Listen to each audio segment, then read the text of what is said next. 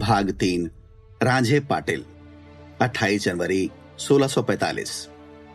माता जीजाबाई तथा दादाजी कोणदेव के मार्गदर्शन में शिवाजी आगे बढ़ रहे थे।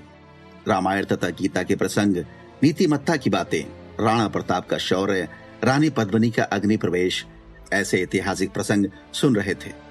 शस्त्र संचालन, घुड़सवारी, लोक संग्रह जैसी बातें सीख रहे थे। मुस्लिम आक्रमणकर्ताओं द्वारा हिंदुस्तान पर कितना अत्याचार किया, स्त्रियां कितनी असुरक्षित थी, ये सब जान रहे थे। वो ये जानकर अत्यंत क्रोधित हुए कि शाहजी राजा के भाई खेलोजी राजा की पत्नी गोदावरी को महताब खान उठाकर ले गया था और उसकी निर्मम हत्या कर दी। बाद में उसका मृतदेह ही मिल पाया और मराठे कुछ भी नहीं कर पाए। इन सब बातों के कारण शिवराय को मनस्वी क्रोध आता था।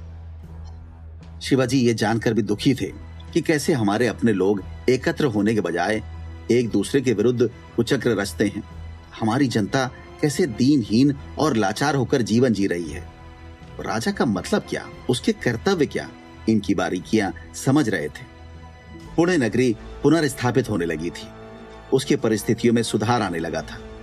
जनता उन्हें कुशाग्र एवं निपुण राजा के रूप में जानने लगी थी। तब उनकी आयु थी 15 वर्ष। एक बार की बात है, शिवाजी अपने जहांगीरदारी क्षेत्र में घूम रहे थे। उस वक्त डरा हुआ एक व्यक्ति रामजी खोड़े छुपते छुपाते आया और शिवाजी राजा के चरणों में गिरकर रोने लगा। राजा ने धीरे से उसे उठाया और उसके रोने का कारण पूछा। तब वो बोला, महाराज, मैं लुट गया, बर्बाद हो गया। मेरी पुत्री नदी पर पानी भरने गई थी। लोग उसे उठाकर ले गए और उसकी इज्जत लूट ली। इस घटना से वो इतनी आहत हुई कि उसने खुदकुशी कर ली। राजा ने पूछा, क्या हुआ और ये करतूत किसने की? हमें विस्तार से बताओ। राम जी ने बताया कि ये करतूत गांव के पाटिल ने की है।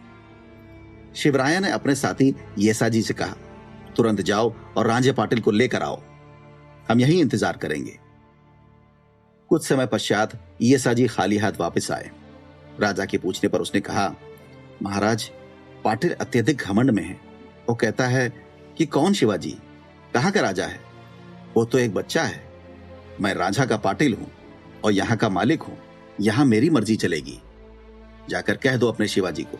इस पर शिवाजी रामजी खोड़े को लेकर पुणे वापस आ गए। दूसरे दिन सुबह उन्होंने येसाजी को 50 सवारों के साथ भेजा और रांझा पाटिल को बांध कर लाने का आदेश दिया। दरबार बुलाया गया और पाटिल को हाजिर किया। राम जी से पूछा, यही वो शख्स है जिसने तुम्हारी पुत्री की इज्जत लूटी? राम जी के हामी भरने पर पाटिल से पूछा, बोलो पाटिल, तुम्हारा क्या कहना है? पाटिल तब भी घमंड में बोला, मैं आपको राजा नहीं मानता। मुझे आपसे नहीं, पंचों से न्याय चाहिए। अत्यंत क्रोध में राजा बोले, अगर पंचों से न्याय चाहिए तो पाटिल की पुत्री को भी हाजिर करो, उसका भी कुछ कहना होगा। पाटिल बोला, यह कैसे संभव है? अब क्रोध में कांपते हुए राजा बोले, खामोश।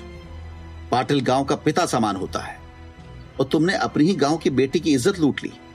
उस बालिका के नजदीक जाते समय तुम्हारे पांव रुके क्यों नहीं? उसके वस्त्र खींचते समय तुम्हारे हाथ कांपे क्यों नहीं? उसकी इज्जत लूटने वक्त तुम्हें अपनी मां का, अपनी बहन का ख्याल क्यों नहीं आया? अगर ऐसा ही चलता रहा तो मुस्लिमों के राज में और हमारे राज में क्या फर्क रह जाएगा? येसाजी, जिस हाथों से पाटिल ने बालिका के वस्त्र खींचे थे और जिन पांवों से चलकर वो उसके समीप गया था, वो दोनों हाथ और पांव उखाड़ फेंको। इस राज्य में ऐसी घिनौनी हरकत फिर ना होने पाए।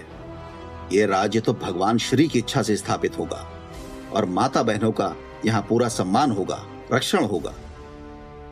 रांझे पाटिल, न्याय कीजिए, न्याय कीजिए। राजे शिवबा, न्याय कीजिए। पुत्री की मेरी इज्जत लुटी, स्वाभिमानी थी, प्राण त्याग दी। जघन्य कृति पाटिल ने की थी, शर्मनाक ये हरकत थी। शिकायत शिवबा ने सुनी थी, सहने की ये बात नहीं थी। रांझे पाटिल को बुलवाया, दम्भ भरा ये जवाब आया, कौन कहां का है वो राजा? बालक है वो 15 साल का। पाटिल हूं मैं रांझा का, मालिक हूं मैं खुद मर्जी का। बटिक मेरी सारी रहता, इस दुनिया का यही शिरस्ता। बाल अवस्था थी शिव मूर्ति, परिपक्व थी उनकी बुद्धि। निष्ठा आयु से अधिक ही थी, मुख से बोल में क्रोधाग्नि थी। संस्कार नहीं ये मेरे धर्म का, ना हो आचरण विधर्मियों का। ना हो चिता फिर पद्मिनी की, ना हो कृति फिर गोदावरी की। ना ये कुतुब या आदिल शाही स्थापित हो यहाँ धर्म गवाही। माता का दर्जा हर एक स्त्री का, सम्मान रखेंगे माँ बहनों का। जकड़ के लाओ उस उधम को, न्याय हमारा यही है उसको। सत्व नारी का करेंगे रक्षण, आए ना फिर शर्मनाक वो क्षण। कैसे करूं क्षमा मैं उसको, गांव मानता पिता उसको। बधिर क्यों ना हुए कान उसके, दहाड़े वो आर्त सुनते। कापे क्यों ना हाथ उसके, उस नारी के वस्त्र खींचते। थमे क्यों ना पांव उसके, उस अबला के समीप जाते। उखाड़ फेंको उन हाथों को, छू ना सके नारी के तन को। तोड़ो उसके पांव काट कर, जा ना सके अबला के पथ पर। सजा क्या है ऐसे गुनाह को, मालूम होते सब जनता को। राज्य होगा ये तो श्री का, करेगा रक्षण मां बहनों का।